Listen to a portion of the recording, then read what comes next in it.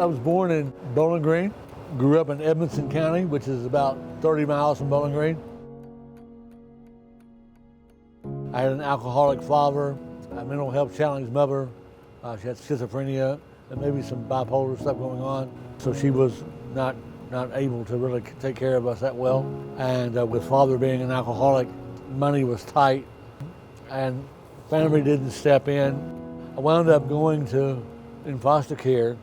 When I moved with the Smiths, they had a son and a daughter, and the son committed suicide when I was 6 years old.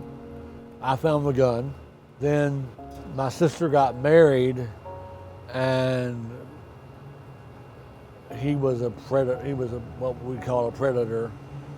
We were at a local church, and he was the youth minister. And this one morning, we were in the basement of that church, and he suggested that I do some things, and it got ugly pretty quick. It went on for 2 years, from 7 to 9. I felt shame. I felt like I didn't know why he was doing that. I couldn't tell my parents because I didn't think they would believe me, and I hid that for 21 years from my parents. And so that led to my homelessness and my alcoholism. How long did that go on? It went on for 2 years. For me, I think it was always hard to kind of settle, and running was easy. The only thing with geography therapy that's the problem is you show up. How long were you homeless for? Off and on, about 14, 15 years, and different periods even after that.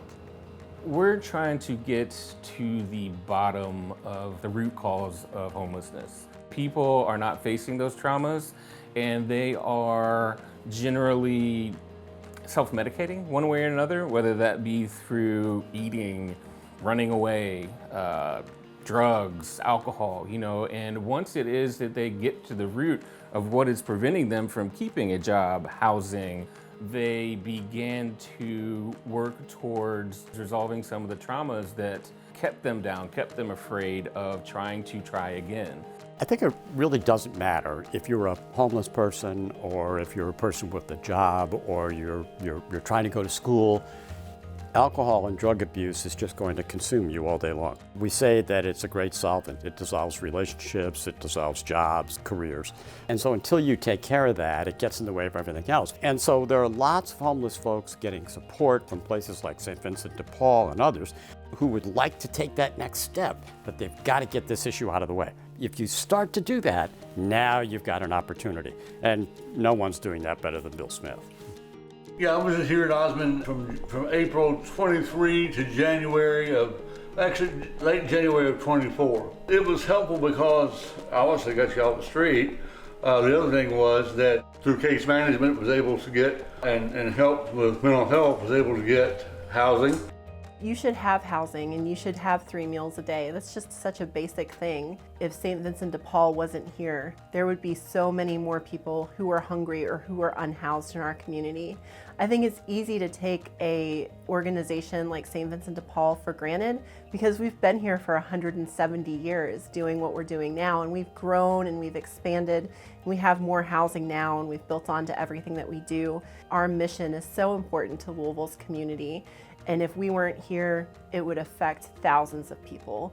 Bill jumped right into every single thing that we offered. If we offered it, Bill was gonna be there. He was so gung-ho about everything, which is not the norm here. He was more than happy to participate. He always had a positive attitude, which is wild to think about given the setting and given his situation. What I admire most about Bill is not just that he works on his own well-being, not just that he helps people day to day, but he has become an advocate for homeless folks.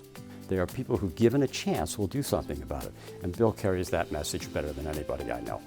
It gives me a chance to break the stereotypes and to help folks normalize the issue. I think just a reminder that folks who are homeless are people. They have stories. All of us have stories. There's a tendency to have a token homeless person or a token whatever, and I'm not a token, and I'm not anybody's project. I have not felt that way with St. Vincent de Paul at all. I felt very respected and very honored to be on their board. We are so excited to have Bill Smith on our board. He's such a symbol of hope. You know, he came from our emergency shelter, spent some time there. He's now successfully housed, and that's what we're about. Like, we want to get people from not having housing to having housing. Perry Como had a variety show on television, and every year he sang a song. If everyone lit just one little candle, what a bright world this would be. Bill Smith lights one candle every day.